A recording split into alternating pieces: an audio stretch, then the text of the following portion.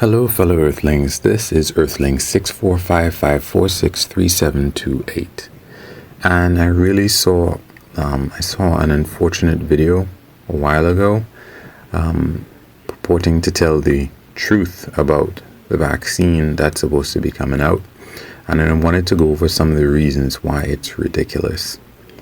As an introduction, I'm Earthling, yada yada yada, and I have an MBA. I have a BSc in computer science. I have personally lost about 85 pounds from the highest I've ever been. I've quit smoking.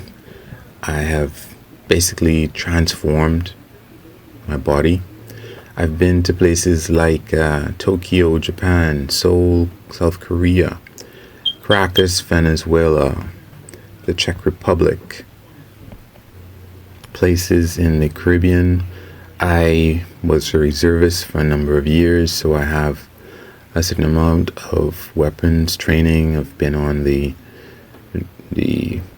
drill range, on the firing range, practicing on occasion. I got a 4-year tuition scholarship, which is how I paid for my education, among other things. I've been in the Eiffel Tower. I've been in the Louvre in front of the Mona Lisa. I've been in the Leaning Tower of Pisa. I have done plumbing, even though I'm not a plumber. I've done auto repair, even though I'm not a mechanic. I've done appliance repair, like washing machines, dryers, breaker boxes in my house. I got a new one. So I figure I have a wide variety of knowledge and interests about a wide variety of things. I see myself as kind of a life hacker. Anyway, like I said, wanted to go through some of these ridiculous claims that was in this video that I was looking at. First of all, the lady who is presenting this thing, they always bring out a doctor. She's actually, as far as I know, I think she was a gynecologist by actual profession. And that in itself is a big problem, because she is, even if she wasn't a gynecologist, she most certainly was not a virologist. She most certainly was not an epidemiologist. And it seems like, hey, what's the big deal? They're all doctors. Do you want a veterinarian doing heart surgery on you? Do you want a podiatrist, that's a foot doctor as far as I remember, helping you with your cancer? Do you want an accounting lawyer helping you with your real estate or representing you in court for murder or assault? Everybody has a specialty, and even within that specialty they can make mistakes, but especially when they get out of it, it's a big world with a lot of information. You can't really trust people who have a specific hobby necessarily in doing a specific thing. And I know that kind of contradicts perhaps me wanting to feel that I'm a life hacker. But I think a big part of listening to what the lady said, and listening to what anybody says for that matter, is about listening to see if the person contradicts themselves with their very words. And yeah, there was a bit of that in what she was saying. So one of the things is that they seem to just throw everything and the kitchen sink into what this proposed vaccine was supposedly going to have in it. Now, this is where the common sense doesn't make any sense. She's saying that later on, she's saying that the vaccine contains elements that would have been developed by DARPA, and which is, I think, a defense-related research division of the government. And as a result of this, it would have things like nanites in it, and whatever else. Now, the first thing, before we go into the technology and the fact that it doesn't even exist, nanites, is the vaccine. There are a whole bunch of different vaccines that are being developed just in America alone. So if she's describing the vaccine, that already doesn't make any sense at all, because there is no one vaccine. And she keeps repeating that a lot of times. So you might say, hey, well, it's a slip of the tongue. Well, it's a huge slip of the tongue to keep bringing up these descriptions about the vaccine. The vaccine will have this, it will have that, it will have the other. The next thing about what she's saying is that the vaccine will have luciferase in it. Luciferase is, as far as I know, it's an enzyme that is supposed to glow or fluoresce under certain conditions. And she's saying that there'll be an app in a phone that will allow people to uniquely identify an individual based on being able to read information from that luciferase that will be in the vaccine. First off, it's expensive to put all of the different types of technology that she's describing into a vaccine.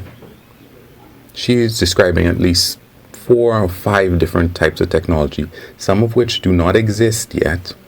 And it's really sad that people don't realize that. They watch movies and they see TV shows and they believe because they've heard something a number of times that it's real and that it's even technically feasible to put that in a vaccine for millions, if not billions, of people. Luciferase, as far as I know, I don't even know if they know how to mass produce that yet. That's one thing. The second thing is, yeah, I think it exists, and like I said, it fluoresces. I don't necessarily know if they even know how to mass produce this thing.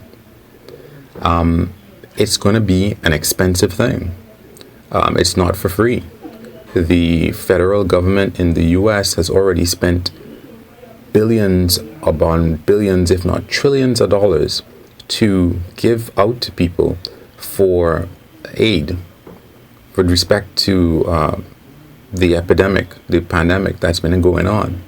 So I don't know where the federal government is supposed to be getting money to do this additional stuff that's supposed to be in the vaccine that's not going to help in any way with the actual vaccine, with helping people to resist getting the disease, for example.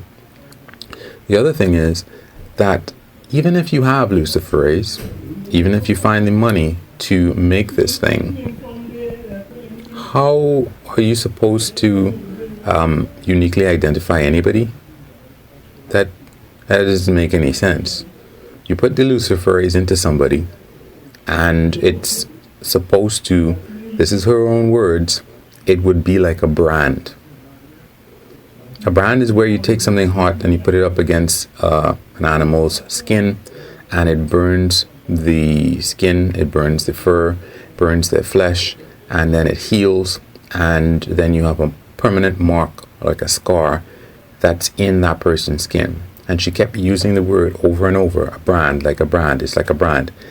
If you're talking about identification, a brand is very, very old technology that you have not established to be something that is actually being done. She's talking about like a patch that you would put on somebody's skin that would deliver the vaccine into the person. And again, this is technology that I do not know even actually exists. Now, why do I say that? I mean, it could exist. I don't know. Earthling, maybe you have it completely wrong. Well, I've heard repeated over and over and over again that the syringe, the needle that they use to inject people, it has the smallest diameter that they can use. Well, at least the one that withdraws blood from people, and I think it's about the same bore or the same thickness that they're going to use to inject people, because again, more money for a specialized needle if they're using something else. Anyway, the idea is that the needles that they use can't be any smaller, because if they were, it would damage the actual red blood cells that they use, that they want to withdraw from your body. So it would not only clog the needle, it would damage the red blood cells, which they probably need in order to do whatever test that they have to do when they're using needles like that. They could get specialized needles, but that's a new expense. And with respect to this patch, again, I don't know that this is a real thing. I know that it might be something that they would want to have, but you imagine this. It's already hella painful to be injected with anything. Now, instead of using this needle to do the same thing, we are going to have a patch that is going to have many, many, many of these needles that you slap onto your arm in order to have substances injected into your body. And they can't be, I suppose, well, this is the thing. If you're delivering something into somebody's body, I think that there's still going to be certain limitations that, in terms of the thickness of the needle that you use to inject something into somebody's body, even if you're not withdrawing blood and you don't have to worry about the size of the red blood cells, you probably do have to worry about the size of whatever it is that you're trying to inject into the person's body. You probably have certain limitations on that. And if it is heck of painful for one needle to go into somebody's skin, how about these hundreds, thousands of small needles that are being injected through your skin? It doesn't seem like the patch would work. It seems like it's science speculation. I've seen and heard stuff about these patches, but to say that they actually exist, again, seems like science speculation. When I heard about it, I don't think it currently exists. So, and then like I mentioned, she was talking about a brand. And she said, yes, this brand can uniquely identify you. It's not a brand. It is not a brand because there's no heat involved. There's no burning involved. You said it was a patch to apply the bacteria, and you said it was going to be mailed out to people. When is the last time you had a vaccine mailed to you? That doesn't make any sense whatsoever. Anyway, to go on, and then she says there's this luciferase in there. Again, I don't know that that can be mass produced or how expensive it would be. It's anyway, to run down the other points that really don't make sense. Apparently, in addition to the vaccine and the luciferase and the speculative technology with respect to this vaccine patch that people are going to get, in addition to all of that, they're also going to put nanites into the vaccine. Now, nanites don't exist. That's not something. She says that the nanites are little machines. They are little machines that can be put into your body that can measure how many steps you take in a day, your heart rate, your body temperature, your thoughts. It can connect to an application in your phone, and using AI, all of this stuff can be accumulated and used to control you. That was a headline or something that I saw, the title of the video that I saw. Again, there are no such thing as nanites yet. There might be nanites one day, but currently there aren't any. That is straight out of science fiction. And you say, Earthling, hey, maybe you don't know. Maybe that's out there. Well, it's really quite simple. If people knew how to make nanites, they could be used to identify cancers in people's bodies and kill those cancers very economically.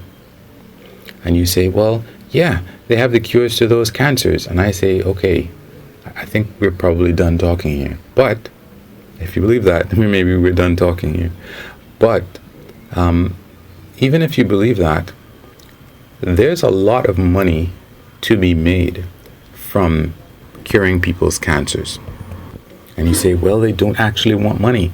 They just want to control the population, so they're letting people die of cancers. That's why there are more cancers in this, around than there were before. There are more cancers around because there are more people. Every year, there are more people.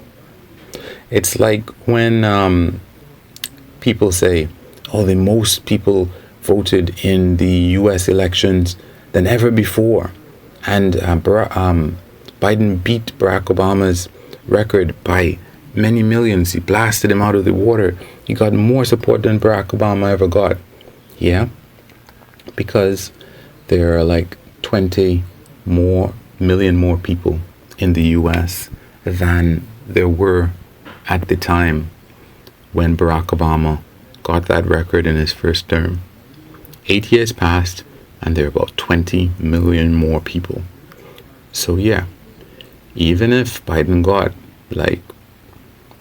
let's say 10 million more votes than Barack Obama, well, that's easily appreciated from the fact that there are 20 million more people in America, more Americans than when Barack Obama was elected. And there are a lot of people who would be incentivized to go out and vote. Anyway, also that stuff that you've seen in Mission Impossible, it's not real. You just have to think for a second.